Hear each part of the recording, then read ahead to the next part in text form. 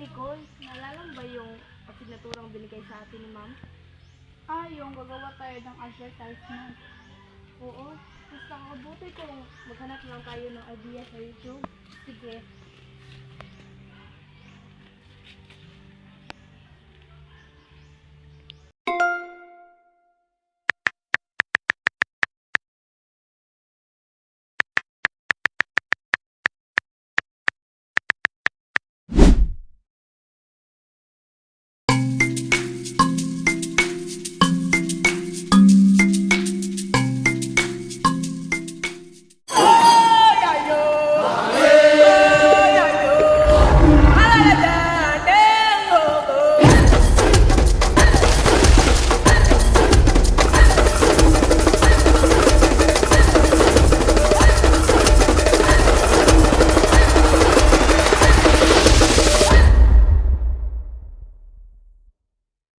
Kilala ang Persia sa mga engranding palasyo at kayamanan.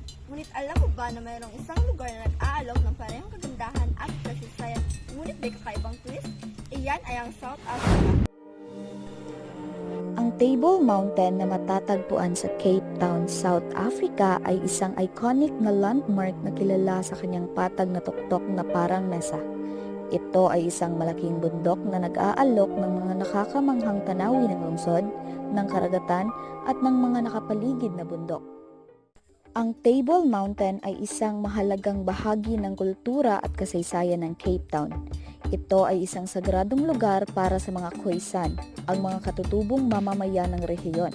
At ito ay naging isang simbolo ng kagandahan at kapangyarihan ng South Africa.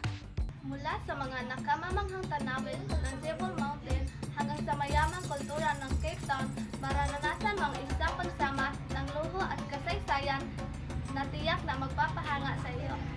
Ang Lost City Hotel ay isa sa mga kamangha-manghang hotel na nag-aalok ng isang natatanging karanasan sa paglalakbay.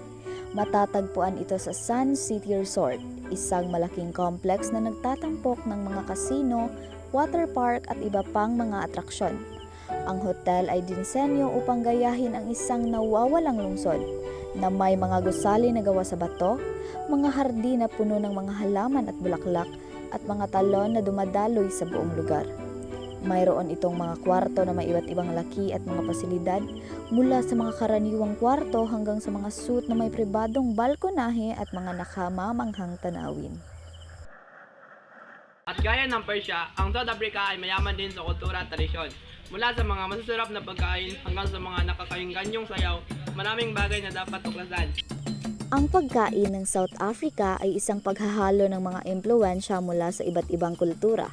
Ang mga karaniwang pagkain ay kinabibilangan ng mga boerewors, isang uri ng sausage, biltong, pinatuyong karne, bunny chow, isang curry na nasa loob ng tinapay, at pap, isang uri ng mais na porridge.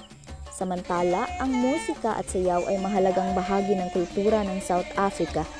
Ang mga tradisyonal na estilo ng musika ay kinabibilangan ng mga awiting pangrelihiyon, mga awiting pangtrabaho at mga awiting pangdigmaan. Ang mga sayaw ay kadalasang nagpapahayag ng mga kwento, damdamin at tradisyon. Iniisip mo ba ang Persia, mga bundok, mga desyerto at mga kakaibang hayop? Dito sa South Africa, mahahanap mo ang lahat ng iyan at marami pang iba.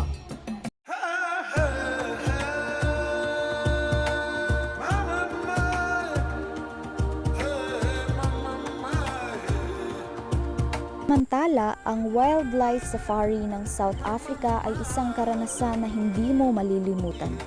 Ito ay isang pagkakataon upang makita ang ilan sa mga pinakahanga-hangang hayop sa mundo sa kanilang natural na tirahan. Ang South Africa ay tahanan ng Big Five, ang leon, elepante, rhinoceros, buffalo at leopard. Pati na rin ang iba pang mga hayop tulad ng cheetah, giraffe, zebra at hippopotamus. Maaari kang mag-safari sa pamamagitan ng kotse, sa paa o sa likod ng isang elepante. Ang safari ay isang mahusay na paraan upang matuto ng higit pa tungkol sa wildlife ng South Africa at upang pahalagan ang kagandahan ng kalikasan. Ito ay isang karanasan na mag-iiwan sa iyo ng mga alaala na tatagal sa buong buhay mo.